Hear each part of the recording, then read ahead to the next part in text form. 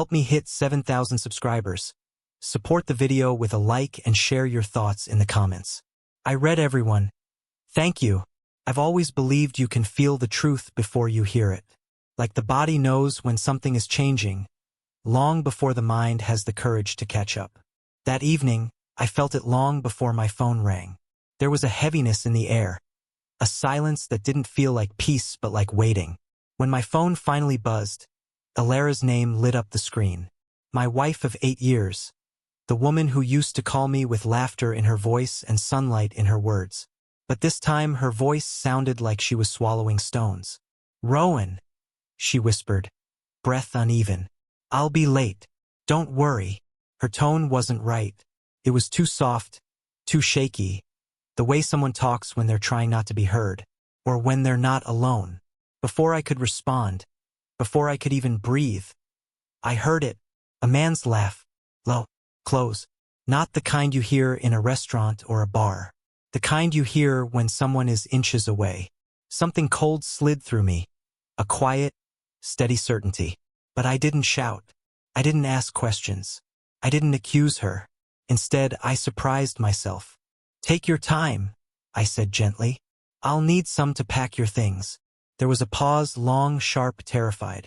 "Rowan, wait, no, that's not." I hung up, not out of anger, out of clarity.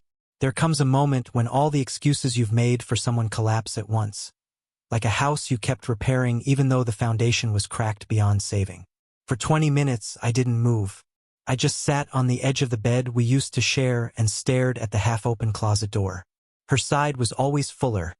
Bright sweaters, floral dresses, little bottles of perfume she left uncapped. Things that made the room feel warmer. Things that suddenly felt like lies. I thought about the small signs I had ignored. The late nights she said were team dinners. The new perfume she wore but claimed she'd found in an old drawer. The way she'd started hiding her phone under pillows, under bags, under anything. How she'd flinched when I walked into a room unexpectedly.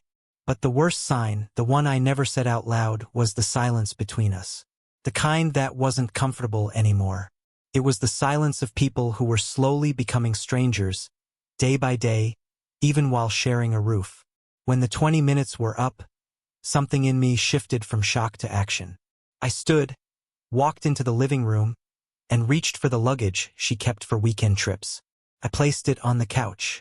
The zipper sound echoed like a beginning and an ending at the same time. As I folded her clothes into the suitcase, memories stabbed their way in without permission. Our first trip to Seattle. The rainy afternoon we spent reading in silence. The night she cried on my shoulder when her mother fell ill. Every soft moment, now stained by the laugh I heard behind her. I wasn't packing out of revenge. I was packing out of respect for myself, something I'd forgotten in the fog of loving her too much. Once the suitcase was full, I sat again, staring at the door, and the silence returned, but this time it wasn't heavy. It was clean, honest, a silence that belonged to me, not to us. At exactly the 20-minute mark, her car pulled into the driveway. Too fast, too frantic. I didn't move. The front door flew open, and Alara rushed in, hair messy, cheeks flushed, like she'd sprinted from the car. "Rowan, please listen," she gasped.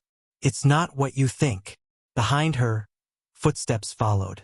Another set, slow, heavy. A man stepped into view. Tall, dark jacket, the same voice that laughed behind her on the phone. He didn't look guilty. He looked annoyed.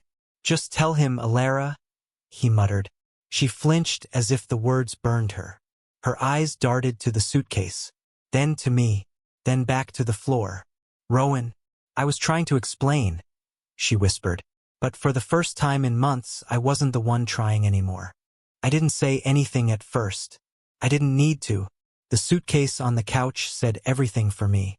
The air between us felt like a battlefield where no one had taken the first step yet, and everyone was afraid to move.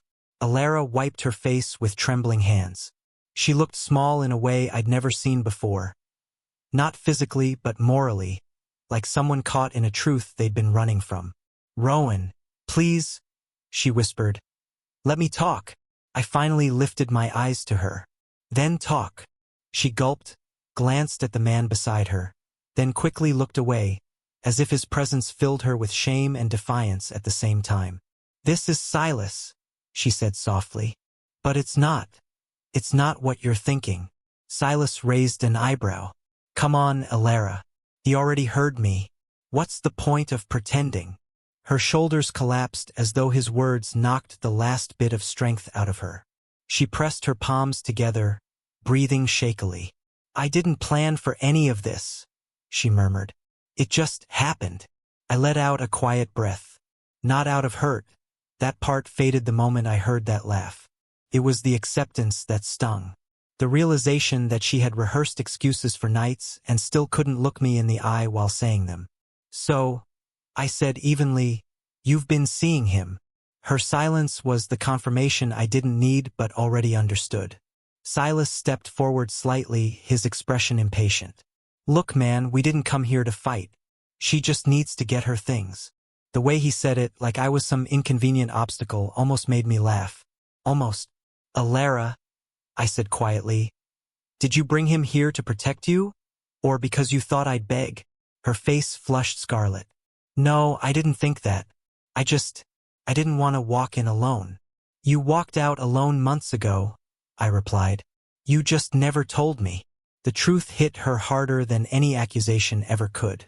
Her lips quivered, and for the first time tonight, her eyes filled with real tears. Not guilt, but regret. The kind that arrives too late to matter. I stood and walked toward the suitcase. My movements were slow, controlled, calm. Not because I wasn't hurting, but because I refused to let this moment define me by anger. "Your clothes, your things, your essentials," I said, gently tapping the luggage. "Everything you'll need for wherever you're going next." She covered her mouth with her hand, shoulders shaking. "Rowan, please don't do it like this." "How else should I do it?" I asked. "Do you want a speech? Do you want me to pretend we can fix something you already decided to break?" Silas shifted his weight, clearly uncomfortable. For a second, I almost pitied him. Almost. "Alara," he said, "let's just go." But she didn't move. Her eyes stayed on me wide, pleading, drowning. "I didn't want you to find out like this," she whispered. "That's the thing," I replied. "You weren't going to let me find out at all." There was nothing left to explain. She knew it. I knew it. Even Silas seemed to understand that the conversation had ended. She reached toward me, fingers trembling. "Rowan, I did love you. I didn't know how to stop feeling alone." "That's because you stopped talking to me," I said quietly, "and started talking to him." Her hand slowly fell back to her side. Silas touched her arm. "Let's go," he repeated firmly. This time she nodded.